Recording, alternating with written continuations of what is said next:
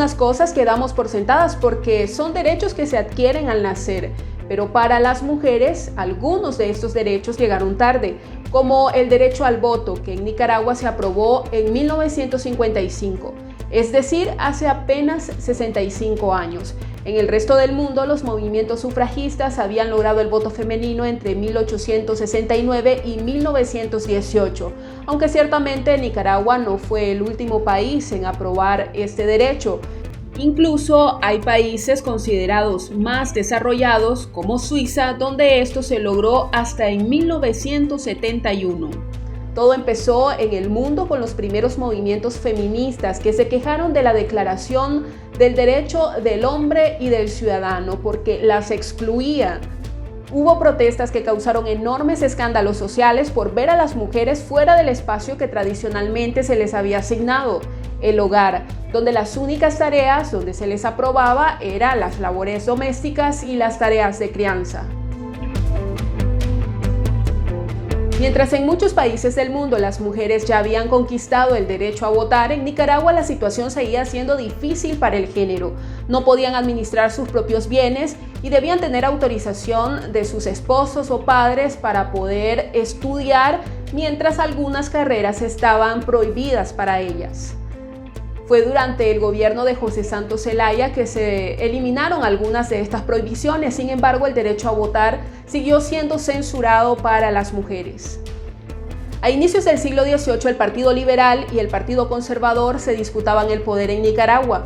Como el liberalismo promulgaba ser de pensamiento libre y de ideas abiertas, se mostraba a favor del voto femenino, pero no fue sino una estrategia de campaña por muchos años. No fue sino hasta 1939 cuando la profesora Josefa Toledo de Aguerri, considerada la primera feminista de Nicaragua, presentó una petición ante el Congreso que esta idea tomó más fuerza.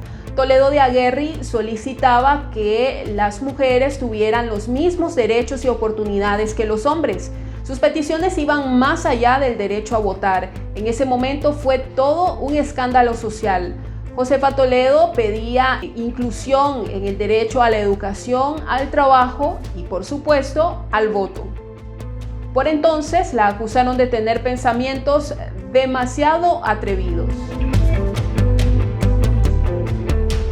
Las peticiones de la profesora Josefa Toledo de Aguerri solo tuvieron respuesta 16 años más tarde y tras superar enormes conflictos entre quienes pensaban que esta petición era socialmente reprochable y entre quienes creían que las mujeres tenían derecho a elegir y ser electas.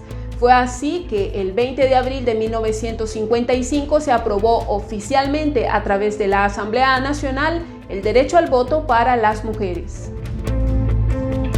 Las elecciones en las que las mujeres votarían por primera vez en Nicaragua fueron poco comunes. Meses antes, el 21 de septiembre de 1956, Rigoberto López Pérez acabó con la vida de Anastasio Somoza García. Fue bajo un estado de represión y de persecución contra opositores nunca antes visto que en ese momento se organizaron las elecciones. Por primera vez, las mujeres ejercieron su derecho al voto el 3 de febrero de 1957. Así que es posible que su mamá o su abuelita hayan sido las primeras en estrenar ese derecho en nuestro país. Y fue 33 años después de ese hecho histórico que por primera vez llegó a la presidencia de la República una mujer.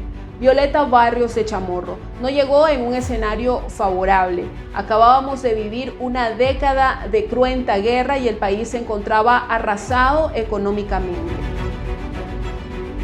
Aunque hoy es más común ver a las mujeres en la vida política, lo cierto es que sigue siendo difícil para ellas acceder a estos espacios. Para muchas la lucha continúa, aunque ciertamente el camino recorrido ha sido importante.